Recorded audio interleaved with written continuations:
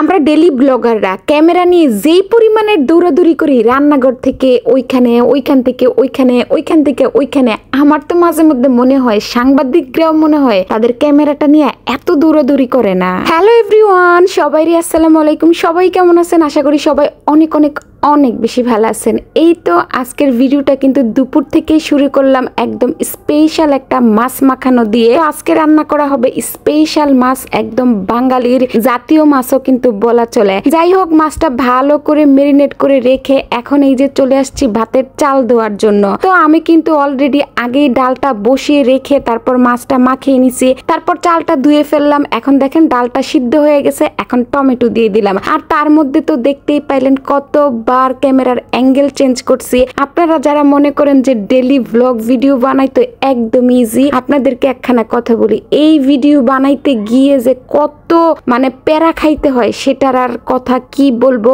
এক ভিডিও বানাইতে যে রান্নার 14টা বেজে যায়, মানে রান্না করতে কিন্তু বেশিক্ষণ সময় লাগে না, কিন্তু ক্যামেরাটা অন করে যখন রান্না বান্না করি তখন রান্না বান্না একদম 12টা থেকে 14টা বেজে যায় শেষ হতে হতে। যাই হোক, আমার বাপজানটা অসুস্থ আর কি, কিছুদিন ধরে একদম টানা 1 সপ্তাহ ধরে এত জ্বর, কিছুই খাওয়া দাওয়া করতে পারে না আর কি। তো এই তো তাকে একটু জুস বানিয়ে দিব, এই জন্য একটু মালটা কেটে জুস করে দিলাম। তো দেখেন ক্যামেরা নিয়ে কিন্তু এখন আবার চলে আসছি বারান্দাতে। মানে কত কি যে করি ভিডিওটাকে সুন্দর করার জন্য। আর এই বারান্দাতে কাজ করতে কিন্তু ভালোই লাগে, কারণ যেহেতু বাইরে একদম ফ্রেশ একটা বাতাস, তো এই বাতাসের মধ্যে দাঁড়িয়ে দাঁড়িয়ে কাটাকুটি করতে কিন্তু আমার কাছে ভীষণ ভালো লাগে। যাই হোক, এদিক দিয়ে কিন্তু আমার মাছ ভাজা হয়ে গেছে। আর আজকেই সকাল সকাল আর কি নিয়ে আসা হয়েছিল মাছ, এই জন্য কিন্তু ফ্রেশ মাছ। তো ফ্রেশ মাছ খাওয়ার মজাই আলাদা। আর যদি হয় পাঙ্গাস মাছ তাহলে তো কোনো কথাই নাই। এই টমেটো দিয়ে পেঁয়াজ দিয়ে মানে ভুনা ভুনা করলে পাঙ্গাস মাছটা যে কি মজা লাগে। এই তো পেঁয়াজ একদম ভালো করে বেরেস্তা করে টমেটো দিয়ে তারপর দিয়ে দিছি আদা রসুন, সেই সাথে দিয়ে দিলাম হলুদ মরিচের ফাঁকি আর পরিমাণ মতো লবণ। এখন একদম